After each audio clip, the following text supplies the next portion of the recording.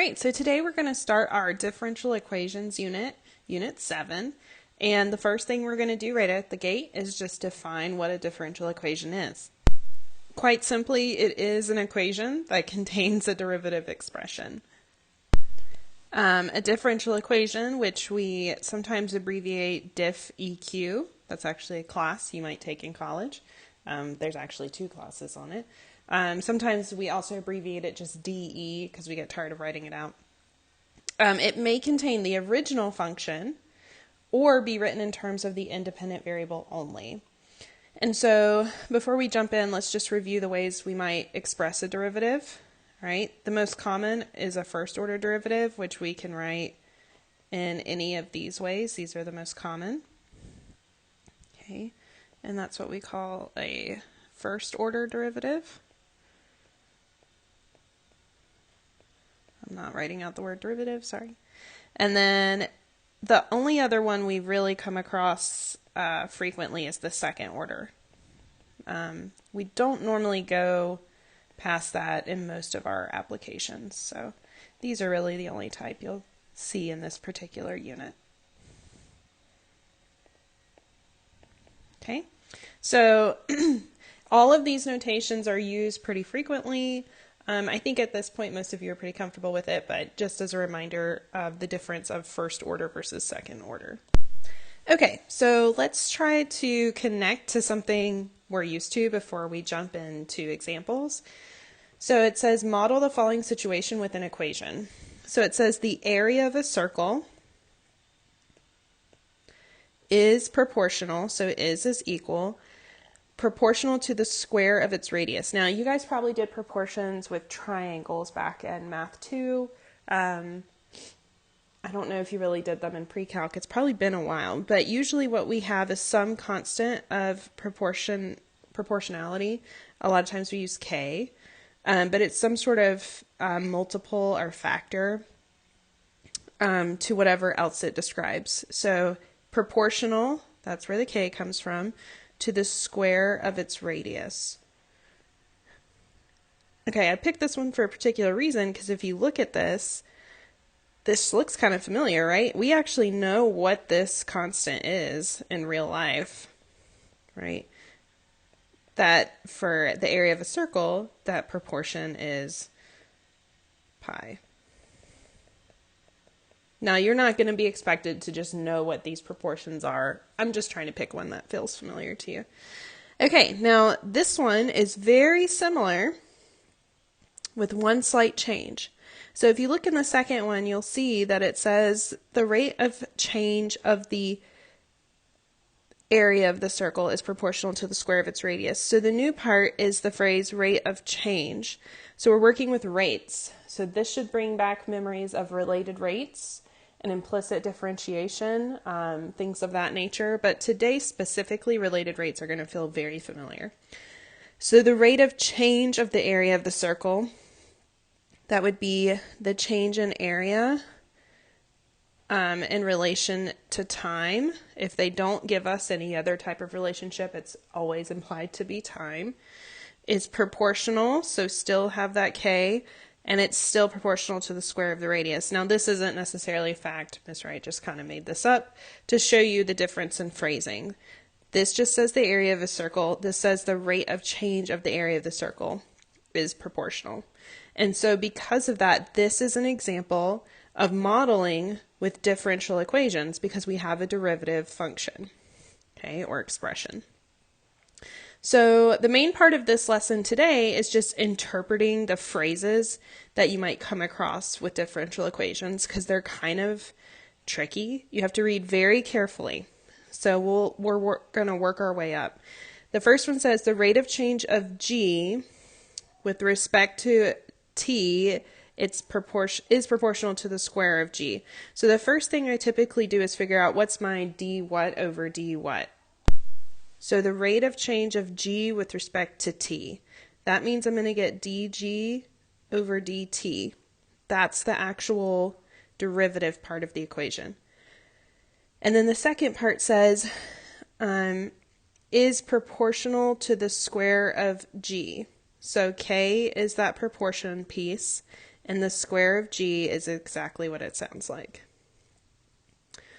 Okay, let's try another one. The rate of change of h with respect to t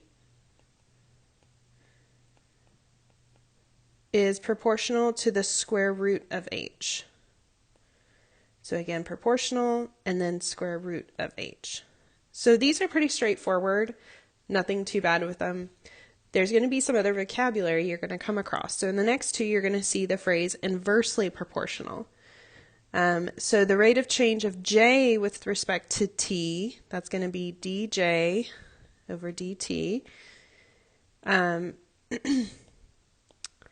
Inversely proportional means that it's the reciprocal relationship. So instead of being multiplied by, or instead of k multiplying whatever it's proportional to, k is divided by that factor.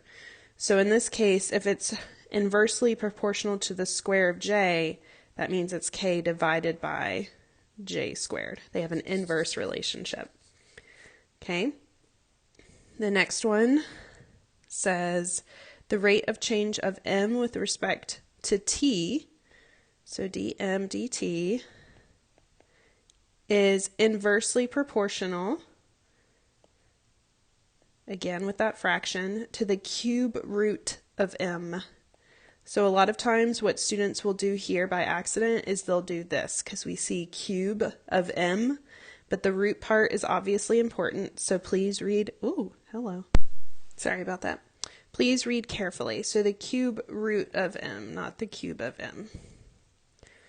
Okay, now let's jump into some that are a little bit scarier. So the next one says, Newton's law of cooling states that the rate of cooling an object is proportional to the temperature difference between the object and the surrounding air. A cup of hot chocolate is put on a table in a room that is 70 degrees. Let H be the temperature of the hot chocolate after T minutes. So we kind of went from 0 to 60 here. I'm sure you feel that way. So the first thing I notice is we're talking about temperature change over time. So I'm going to go ahead and set up dH dt. Okay, but notice they put that towards the end versus at the beginning. Then I'm going to take a look at this first statement. So is proportional to the temperature difference between the object and the surrounding air. So it's just regular proportion. It's not inversely or directly proportional, not inversely proportional. So I think it's still going to be multiplication. But there's some sort of difference between the object. Okay, well, the object is H, right? That's the temperature of the hot object. And the surrounding air. So the difference between them, and the only other piece of information I have about the surrounding air is that it's 70 degrees. And so that is kind of sneaky. It's not as obvious as the other ones were. Like I said, reading skills are very important with these problems. All right, let's try the next one. In a community of F farmers, the number X of farmers who own a certain combine changes with respect to time T. Nope, that looks like the part I need. Hold on.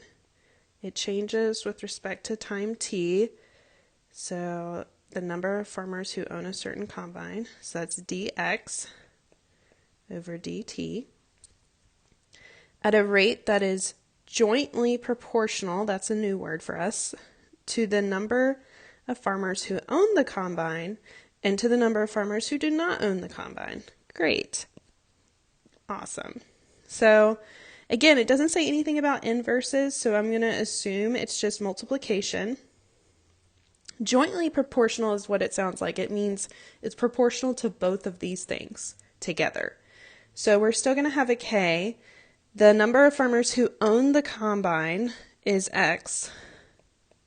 So then the number of farmers who don't own the combine, well, if F is everybody, then the ones who don't own one is F minus X. Yeah, that's fun, isn't it? So that's how you would do a jointly proportional scenario. Okay, last but not least, the population of a certain species of insect is given by a differentiable function P, for P of T is the number of insects in the population in millions at time t, where t is measured in days. When the environmental conditions are right, the population increases with respect to time. Okay. So I'm thinking we're going to have a dp dt at a rate that is directly proportional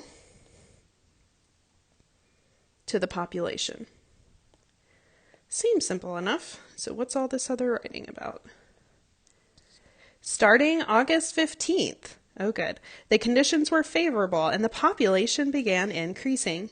On August 20th, 5 days later, glad they clarified, there were an estimated 10 million insects in the population, and the population was increasing at a rate of 2 million insects per day.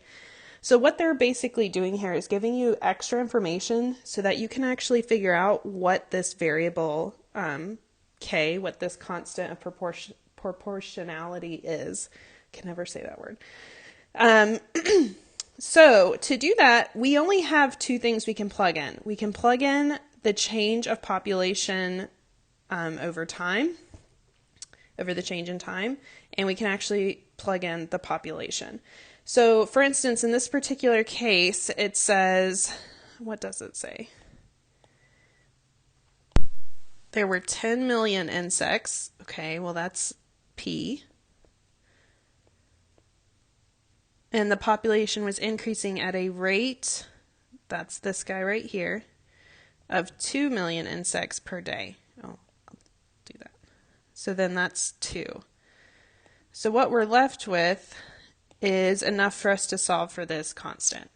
And so you would divide obviously on both sides, and you would get that k is 1/5. And so this just allows us to write a more specific equation that would say dp dt equals 1/5 p. And that's how you would do a more specific example.